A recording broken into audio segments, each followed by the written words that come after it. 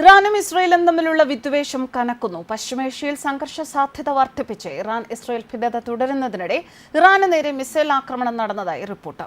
Drone missile ആക്രമണം നടത്തിയതിന് തിരിച്ചടിയായി ഇറാനെതിരെ ഇസ്രയേൽ മിസൈൽ ആക്രമണം നടത്തി. ഒരു US ഉദ്യോഗസ്ഥനെ ഉദ്ധരിച്ചുകൊണ്ട് ABC ന്യൂസാണ് വാർത്ത റിപ്പോർട്ട് ചെയ്തിരിക്കുന്നത്.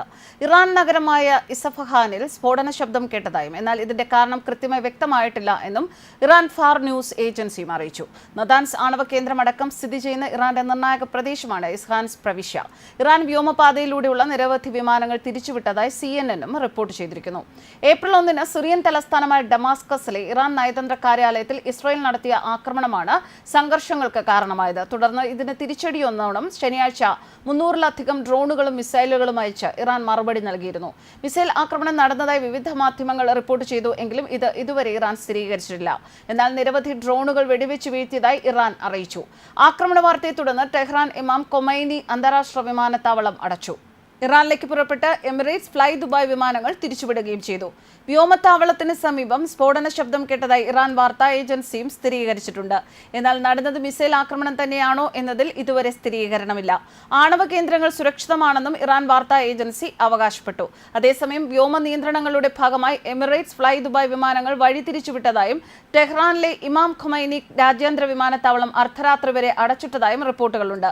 ഏപ്രിൽ 14 ഇറാൻ ഇസ്രയേലിലേക്ക് നടത്തിയ മിസൈൽ ഡ്രോൺ ആക്രമണത്തിന് തിരിച്ചടി നൽകുമെന്ന് ഇസ്രയേൽ പ്രധാനമന്ത്രി ബെഞ്ചമിൻ നെതന്യാഹു ആവർത്തിച്ചിരുന്നു.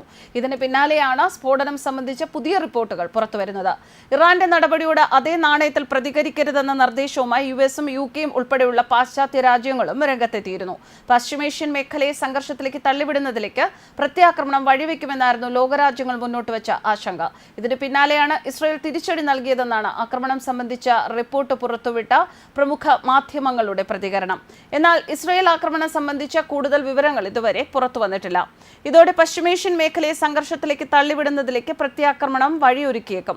സിറിയയിലെ തങ്ങളുടെ കോൺസുലേറ്റിന് നേരെ നടത്തിയ വ്യോമാക്രമണത്തിന് തിരിച്ചടിയാണ് ഇസ്രയേലിൽ ഇറാൻ ഏപ്രിൽ 14 ഡ്രോൺ മിസൈൽ ആക്രമണം നടത്തിയത്.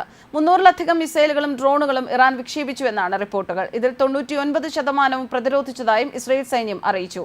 ഇറാൻ 200 ഡ്രോണുകൾ തൊടുത്തതായി ഇസ്രയേൽ സൈനിക വക്താവ് അഡ്മിറൽ ഡാനിയൽ ഹാഗ്രി അവകാശപ്പെട്ടിരുന്നു. ഭൂരിഭാഗം ഡ്രോണുകളും നിർവീര്യമാക്കാൻ സൈന്യത്തിന് സാധിച്ചതായും ആക്രമണത്തിൽ ഒരു പെൺകുട്ടിക്ക് പരിക്കേറ്റതായും ഡാനിയൽ കൂട്ടിച്ചേർത്തു. ഇതിനു പുറമെ ഒരു സൈനിക താവളത്തിനും നാശനഷ്ടങ്ങൾ സംഭവിച്ചതായി ഡാനിയൽ വ്യക്തമാക്കി.